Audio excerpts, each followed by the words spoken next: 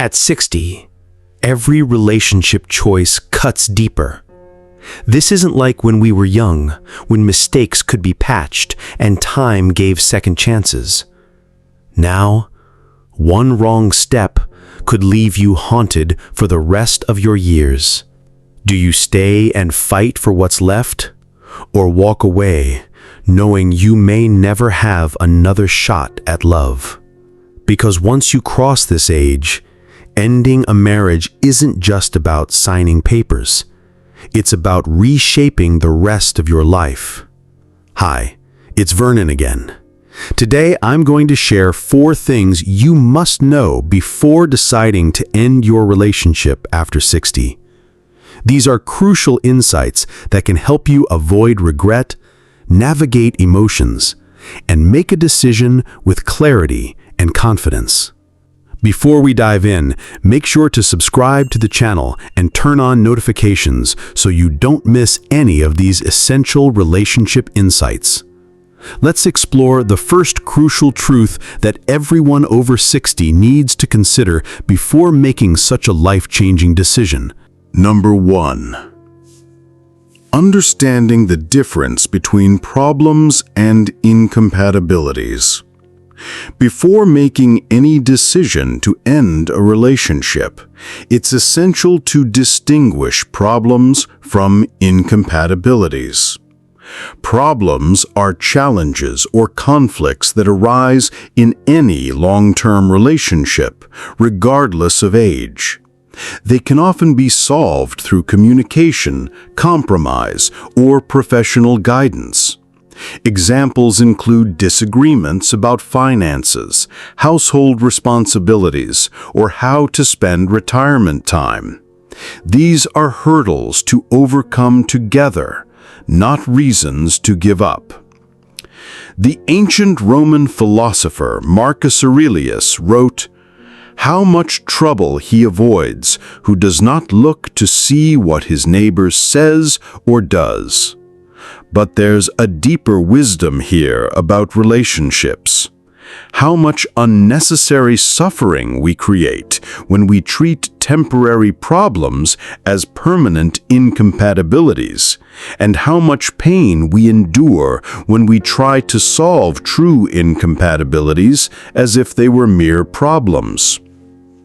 What makes this distinction particularly important after 60 is that this life stage brings unique stressors that can mask the true state of our relationships.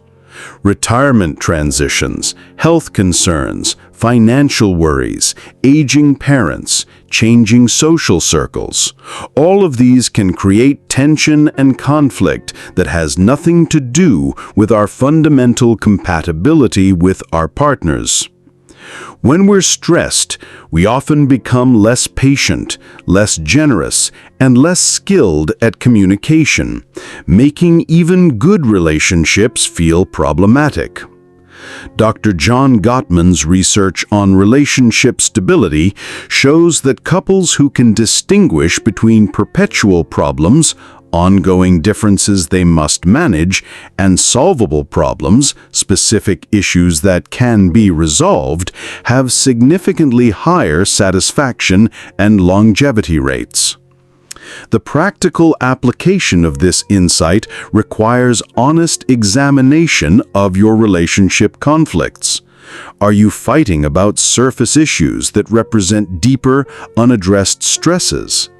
Are your partner's frustrating behaviors new responses to current circumstances, or are they expressions of core character traits that have always been incompatible with your needs? Are you both capable of growth and change, or are you demanding that someone become fundamentally different from who they are? When you can honestly distinguish between problems and incompatibilities, you can make informed decisions about whether to invest energy in solutions or accept that some differences can't be reconciled. But this analysis must be paired with the next crucial insight, understanding what you would actually miss versus what you think you might be relieved to lose. Number 2. recognizing what you'll actually miss versus what you think you'll miss. The ancient Greek concept of hedonic adaptation teaches us that we adapt to both pleasure and pain, often becoming blind to the steady sources of comfort and support in our lives while becoming hyper-aware of irritations and frustrations. In long-term relationships, this can create a dangerous distortion where we see clearly what frustrates us but become blind to what nourishes us. What makes this particularly significant after 60 is that many of the things we might take for granted in long-term relationships become more precious with age, not less. Having someone who knows your medical history, who notices changes in your mood or health, who shares your memories and understands your references, who provides companionship during the long, quiet hours that increase as we age. These benefits are often invisible until they're gone. It's crucial to differentiate between true emotional attachment and the illusion of loss. Doing so prevents impulsive decisions based on nostalgia, fear, or societal pressure, rather than the reality of your feelings and needs.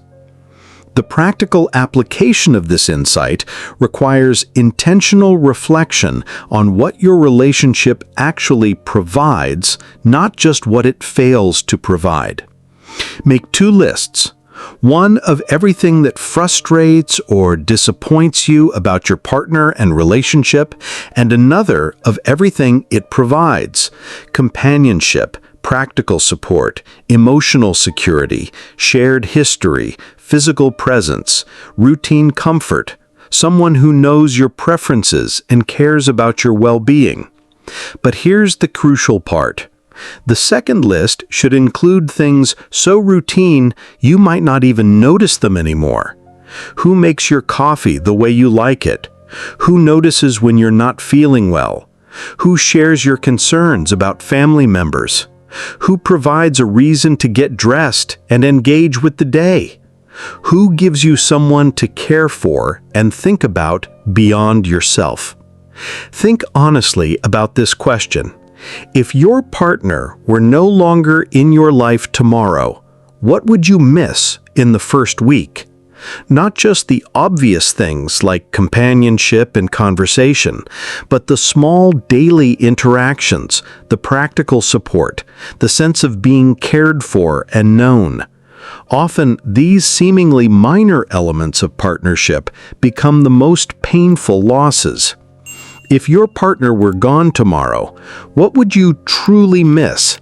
The big things or the small everyday gestures that keep life grounded? Drop your reflections in the comments below. I'd love to hear which parts of your relationship you realize are priceless. This recognition of what we'd actually miss connects directly to our third crucial insight: understanding the full cost of starting over, which goes far beyond the obvious financial and social considerations. Number 3. Calculating the true cost of starting over after 60. 5 years ago, my wife had been seriously considering leaving me after 32 years of marriage, frustrated by what she saw as my increasing rigidity and our growing emotional distance. During a heart-to-heart with her sister Margaret, my wife said, "I keep thinking about how much better my life could be without all this conflict and frustration." After a period of distance between us, my wife finally decided to sit down and clearly explain her intentions to divorce. I was quite surprised and shaken. But I quickly pointed out to her the deeper aspects of divorcing at 60, what starting over after 60 actually costs. And I'm not just talking about money, though that's significant.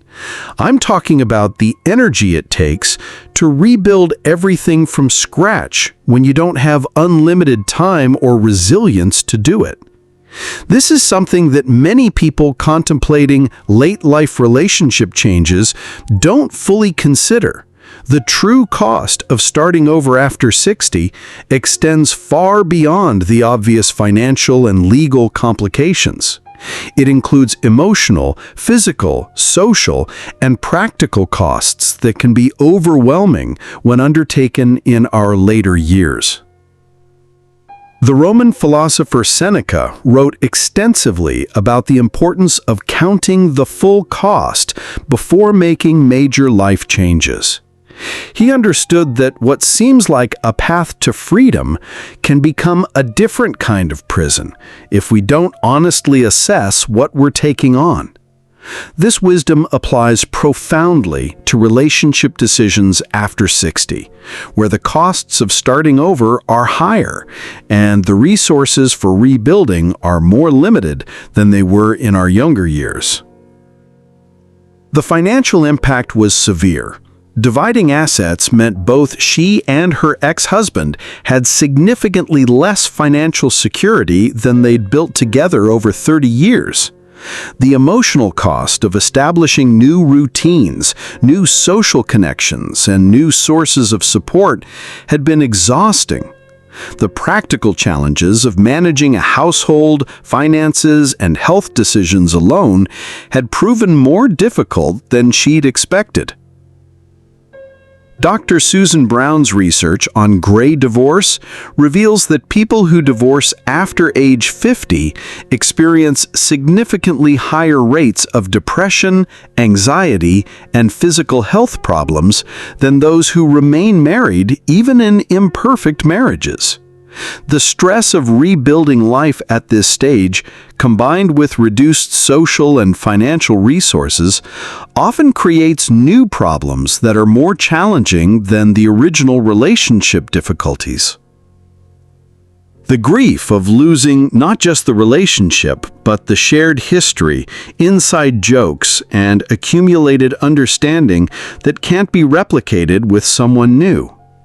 And we decided to reconcile, focusing on improving our emotional life in later years so she wouldn't have to overthink things. Take a moment to like this video and show your support. It helps we create more content like this. So far, we've explored how to distinguish problems from incompatibilities and how to recognize what we'd actually miss versus what we think we'd be relieved to lose, as well as the true costs of starting over after 60.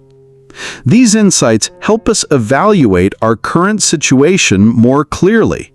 But perhaps the most important insight addresses our deeper motivations, why we're really considering leaving.